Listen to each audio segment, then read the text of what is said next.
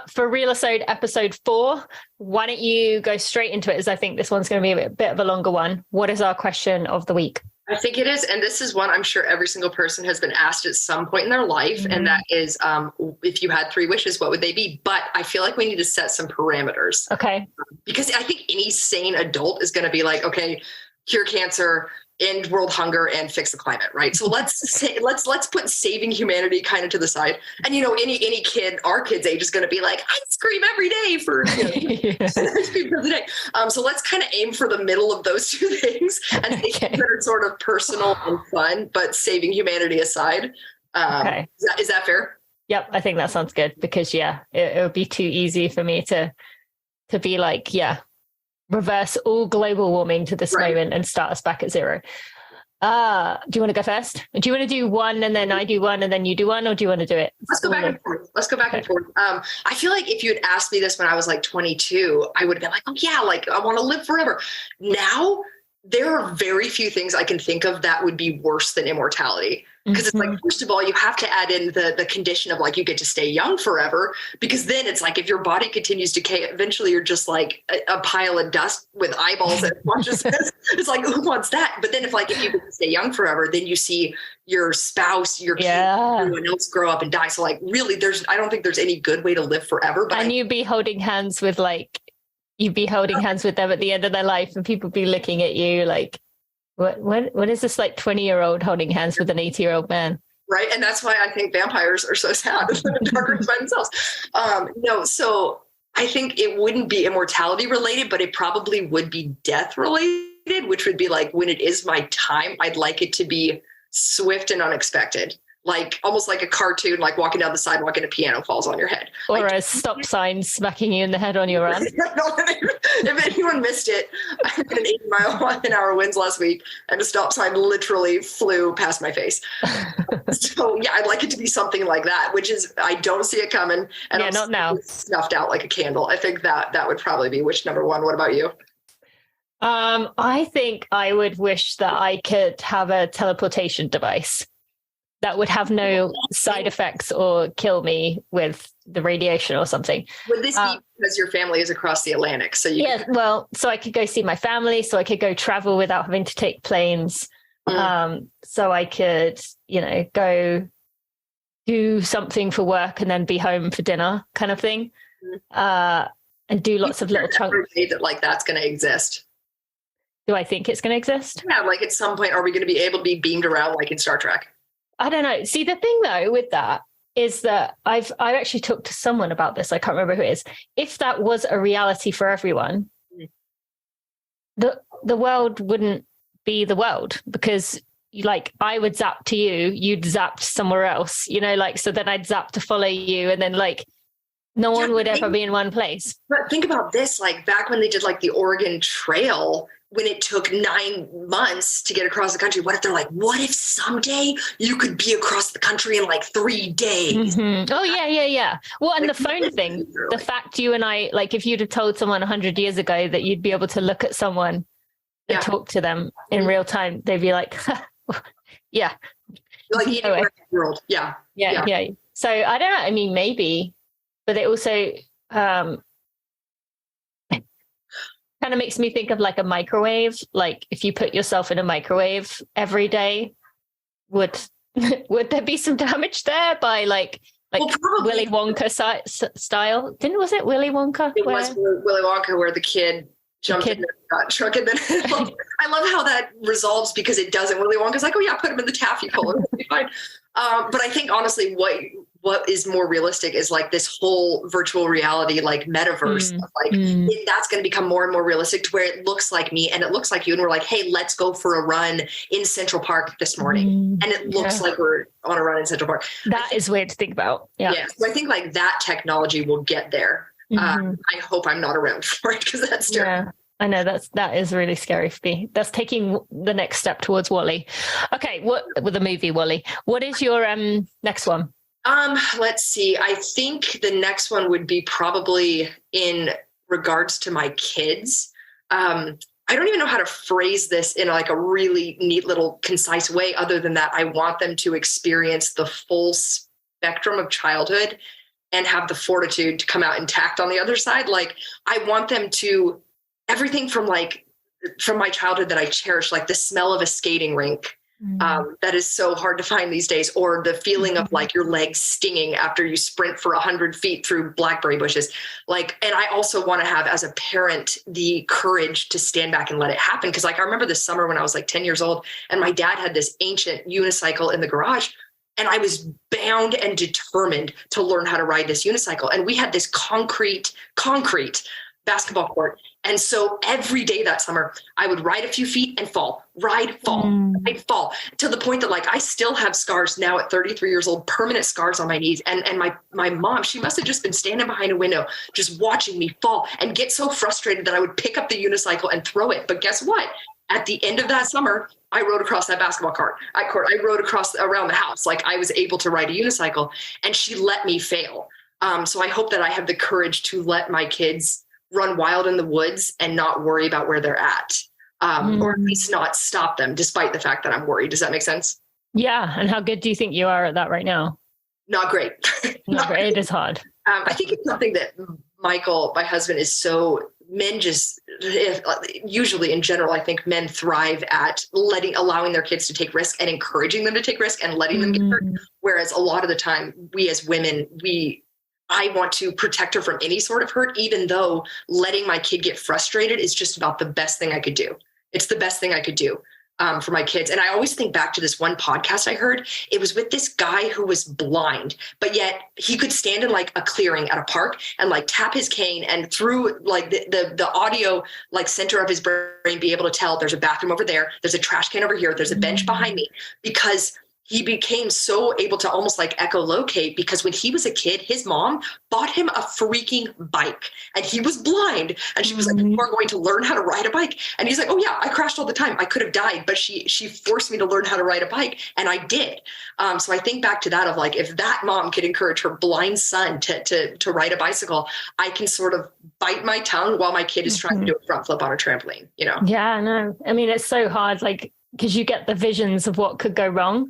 And like, at least for me, I find there's a level of comfort. I'm like, okay, they're out there, she's climbing up that thing. Okay, if she falls back, all right, she might hurt herself, but she's not going to do any damage. But then like you see them running on cement and you see them trip over something and you're like, not the teeth, not the teeth, not the teeth.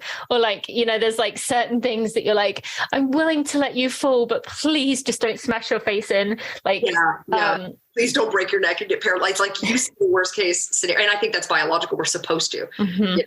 Yeah. And so you want to like stop that. That's a good one though. Okay. I feel like I would want to have some like 1 hour TV show, TV documentary that was done very well. So it wasn't politicized at all, but it was just an educational hour that everyone was like, I don't know, hypnotized or something to watch, to just learn like some facts about things, so that even if they didn't believe it, and it wasn't done in a like telling people way, but like a curiosity standpoint. So that would make people at least think or open their mind, and it be done in a very unbiased way. I would love to be able to have a way to just speak to everyone. It's in the US, because I think outside of the US kind of things follow. Just be able to make some kind of documentary that was just full of, such a hard one to quantify. Is it what is a truth? But just so that people could be given all the information, because right now there is no way to speak to every person. Yeah. So something like that. Yeah, no, I hear that. I think the best way to reach people like that, I think it's in ways like you said, that are not didactic, like ways that are not preachy. The most impactful things I've seen, and especially because I have a feeling you might be speaking a little bit to like climate stuff, right? Like for me, the most impactful things are when you're not looking for it. Like when you're watching like Blue Planet or something like that, we're like, oh my gosh, like look at these poor little penguins who have nowhere to live. And it's like stuff that you don't realize, because we live in America and we don't live in Antarctica and we don't see the rising seas and we don't see a lot of things until they're too late, or we turn a blind eye to it. So yeah, I'm sure there is something, but again, mandatory viewing, I don't know how that would be. Yeah. And there's another example that's kind of off topic, but it really, I think, hits home in that, like, Malcolm Gladwell did a revisionist history episode on COVID and how dogs can smell out COVID by just walking next to people. You could put a line of people and the dog would tell you which of those people had COVID. What? But that was never used because, like, but like, if that kind of information was given to everyone, like, that could have changed everything, So something that was very thoughtful, that contained just information about opening our minds. So that's a good example. Like, dogs, we see ourselves as superior. Dogs, we see dogs as inferior. But while they don't have some of the things we have, their olfactory is 100x ours. So I like thinking about that when we're like, we think that we are artists, or we think that we see everything there is to see, when really the animal that sees like 20 times more colors than we can is like this little shrimp that lives in the ocean. Like, we really are so limited in what we can perceive. Like, in our actual perceived universe, it's actually incredibly limited compared to other creatures, even other mammals on Earth. Exactly. Yeah. All right. Third one. This one is like, it's just super selfish, I guess, but like, I have struggled with just horrific insomnia for the last couple of years. Even so, like, before, like, I texted Tina literally at midnight last night and I was like, I have not slept in 2 days. I'm not sleeping tonight. I don't know if I can even record these. But then I slept for 2 hours. So I'm like, hey, I slept a little, so I'm going to do it. I would give anything. And for most people, this sounds so ridiculous, but I would give anything. I would drain my savings account today for the ability to close my eyes and be asleep in 30 seconds anytime I wanted. Because for me, it's like, I can go 3-4 days without sleep, no matter how badly I want to sleep.